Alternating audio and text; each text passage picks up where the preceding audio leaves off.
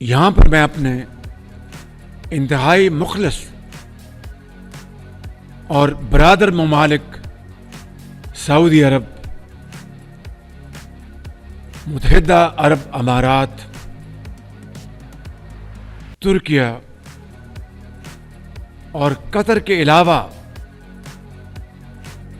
برطانوی قیادت، secretary general اقوام متحدہ سمیت دیگر دوست ممالک کا بھی شکریہ ادا کرنا چاہتا ہوں، جنہوں نے جنگ بندی کی کاوشوں میں اپنا بھرپور کردار ادا کیا۔ میرے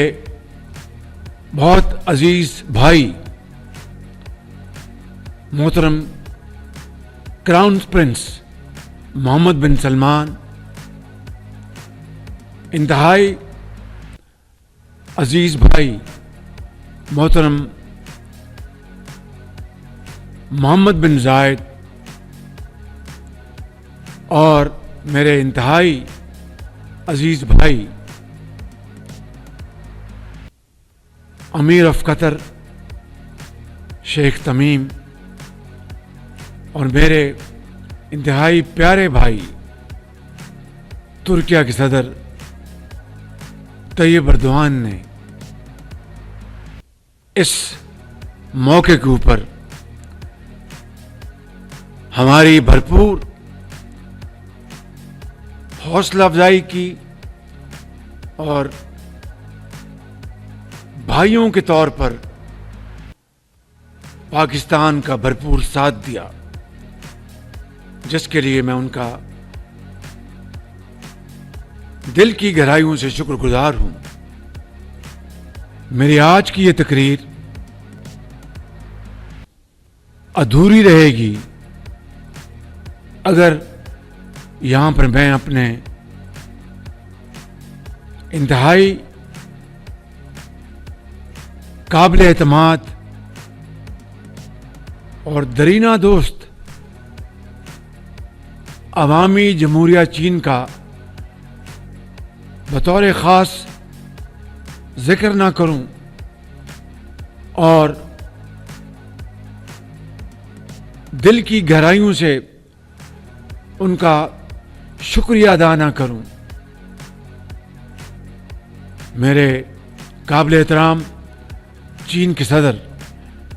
پریزیڈنٹ شی جن پنگ، ان کی حکومت اور چینی عوام کا، جنہوں نے پاکستان کی 78 سالہ تاریخ میں ہر مشکل وقت میں کسی بھی نفع اور نقصان کو خاطر میں لائے بغیر پاکستان کا بھرپور ساتھ دیا۔ مجھے امید ہے کہ ہم یہ تاریخی حقائق ہمیشہ یاد رکھیں گے۔ میرے انتہائی قابل احترام بزرگوں، بھائی اور بہنوں، اللہ تعالیٰ کے فضل و کرم سے مجھے کامل یقین ہے کہ اس بحران میں سرخرو ہونے کے بعد میں اور آپ، پوری وفاقی حکومت اور صوبائی حکومتیں اور تمام ادارے اور ان کے سربراہ پہلے کی طرح مل کر اپنی تمام تر توانائیاں اور توجہ فی الفور پاکستان کی ترقی اور خوشحالی کے لیے وقف کر دیں گے، اور اس وقت تک چین سے نہیں بیٹھیں گے جب تک پاکستان اقوام عالم میں اپنا کھویا ہوا مقام حاصل نہ کر لے۔ اور انشاءاللہ وہ وقت دور نہیں شرط یہ ہے کہ ہم سب مل کر دن رات محنت کریں اور اتنی محنت کریں کہ دنیا دنگ رہ جائے، اسی طریقے سے جس طرح ہماری عسکری قوت نے دنیا کو حیران کر دیا۔ حالیہ دنوں میں دشمن نے جو کچھ کیا وہ بزدلانہ اور شرمناک فعل تھا۔ یہ صریحاً کھلی جارحیت تھی جس کا ہماری دلیر اور بہادر فوج نے پیشہ ورانہ انداز میں مؤثر اور بھرپور جواب دے کر عسکری تاریخ کا ایک سنہرا باب رقم کیا۔ میرے بزرگوں اور بھائیوں،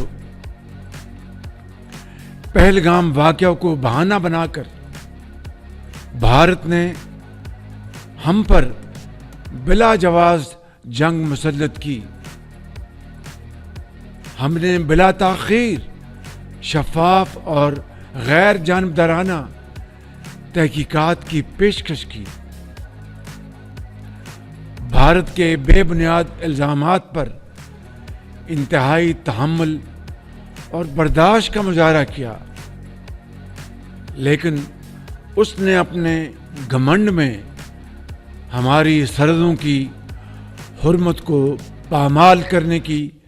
ناکام کوشش کی۔ ڈرون حملوں اور میزائلوں سے معصوم جانوں، مساجد اور شہری آبادی کو نشانہ بنا کر ہمارے صبر کا امتحان لیا۔ فوجی تنصیبات اور آبی ذخیروں کو بھی نشانہ بنانے کی